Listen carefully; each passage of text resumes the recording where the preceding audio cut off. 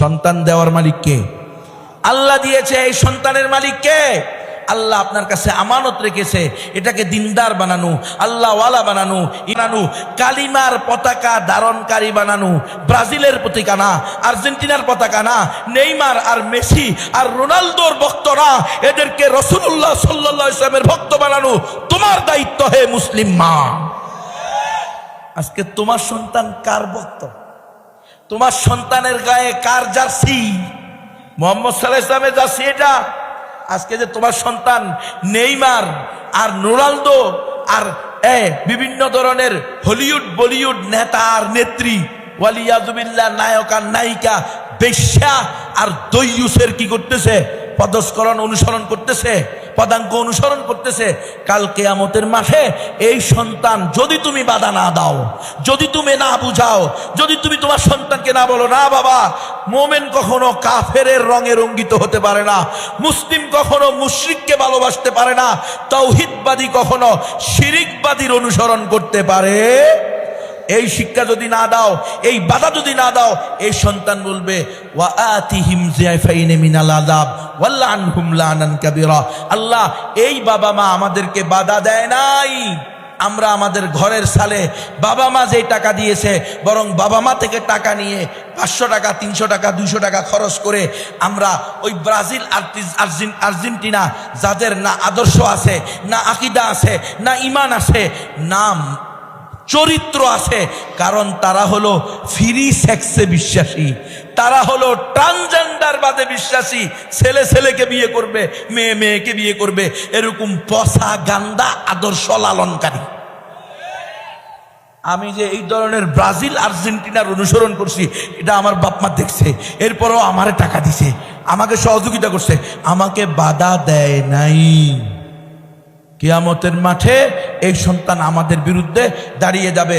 হে মুসলিম উম্মাহ, আমাদের আকীদা, আমাদের বিশ্বাস, ইসলাম ই একমাত্র সঠিক ধর্ম, মুসলমান ছাড়া আর কেউ জান্নাতে যাবে না। এটা যদি আমাদের আকীদা হয়, এটা যদি আমাদের বিশ্বাস হয়, এটা যদি কোরআনে নাজিলকৃত আকীদা হয়, এটা যদি রাসূলের আনিত শরীয়তের বিশ্বাস হয়, এটা যদি 1200 বছরের ইসলামী খেলাফার আকীদা হয়, এটা যদি মুহাম্মদুর রাসূলুল্লাহর আকীদা হয়, এটা যদি সাহাবী তাবেঈ তবে তাবেঈ আইম্মায়ে মুজতাহিদিন এর আকীদা হয়, তাহলে আজকে মানবতা কি বলে, আজকে লিবারালিজম কি বলে, উদারতা কি বলে? উদারতা তো এটা ছিল, মানবতা তো এটা ছিল।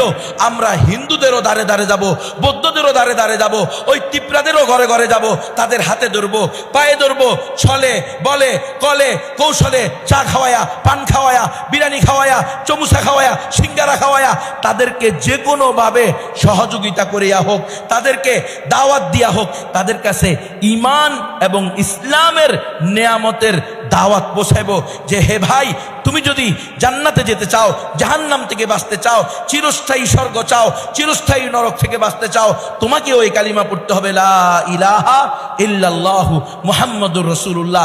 এটা ছিল মানবতার দাবি, এটা ছিল ঈমানের দাবি। আপনারা একটু আগে আমাকে বলেছেন কোরআন সমস্ত মানুষের হেদায়েত গ্রন্থ, নবী সমস্ত মানুষের জন্য প্রেরিত। তাহলে আপনার জীবনে কবে আপনি কোনো অমুসলিমকে এই কোরআনের দাওয়াত দিয়েছেন? আপনার জীবনে আজকে 20 বছর, 25 বছর, 30 বছর, 70 বছরের হায়াতে আপনি কবে কয়জন অমুসলিমকে দাওয়াত দিয়েছেন? কয়জন ত্রিপুরাকে আপনি বলেছেন? কয়জন হিন্দুকে আপনি বলেছেন হে হিন্দু দাদা দিদিরা, তোমাকে আর আমাকে যেই মালিক সৃষ্টি করেছে, এই আসমান জমিন সেই মালিক সৃষ্টি করেছে, গাছপালা, পশু পাখি, নদ নদী, তরু লতা, পাহাড় পর্বত, মানব দানব, চন্দ্র সূর্য, সব কিছুর সৃষ্টিকর্তা লা ইলাহা ইল্লাল্লাহ। সুতরাং আসো কালিমা পড়ো, লা ইলাহা ইল্লাল্লাহু মুহাম্মাদুর রাসূলুল্লাহ। এই দাওয়াত দেওয়া তো আপনাদের দাবি অনুযায়ী আপনাদের ফরজ ছিল। আপনারা দাবি করছেন না কোরআন সমস্ত মানুষের হেদায়েত গ্রন্থ, মুহাম্মদ সাল্লাল্লাহু আলাইহি ওয়াসাল্লাম সমস্ত মানুষের জন্য সর্বশেষ এবং চূড়ান্ত নবী।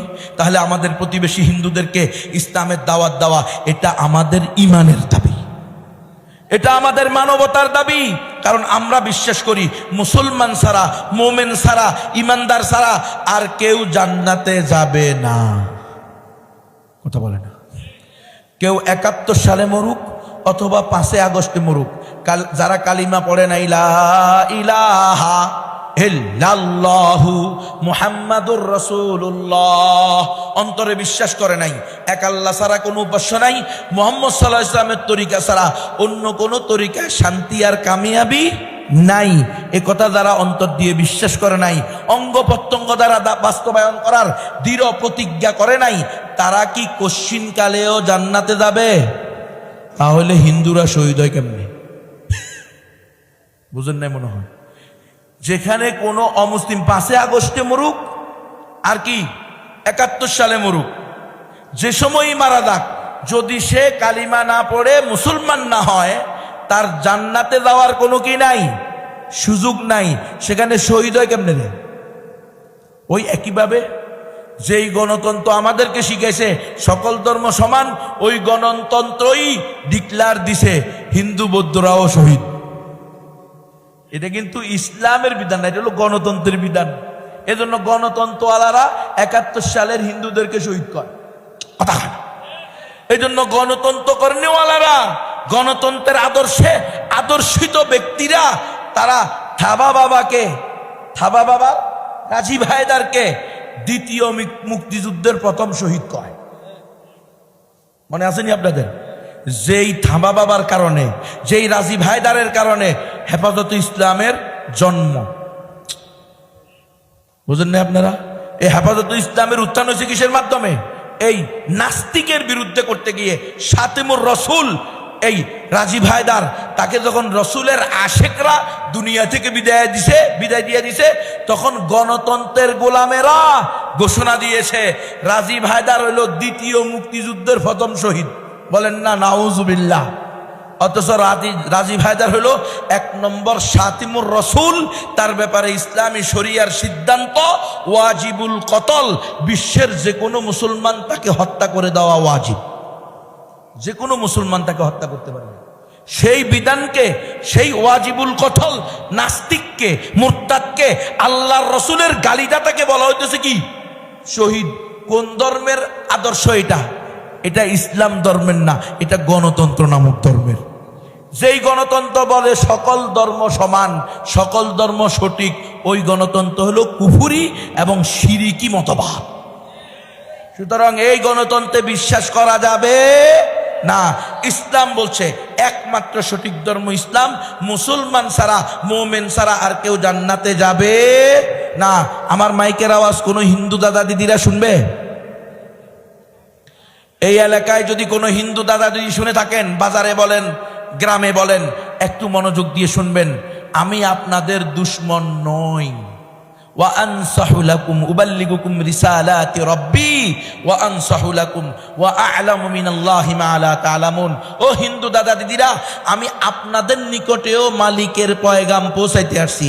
কারণ আমার আকীদা হলো আল্লাহ সকলের আল্লাহ, মালিকিন নাস ইলাহিন নাস, মালিকিল মুসলিমিন না, ইলাহাল মুমিনিন না, মালিকিন নাস, সমস্ত মানুষের মালিক। আমার আকীদা হলো কোরআন সমস্ত মানুষের হেদায়েত গ্রন্থ, হুদাল্লিন নাস। আমার আকীদা হলো মুহাম্মদ সাল্লাল্লাহু আলাইহি ওয়াসাল্লাম সকল মানুষের নবী, ওয়া মা আরসালনাকা ইল্লা কাফাতাল লিন-নাসি বাশীরান ওয়া নাযীরা।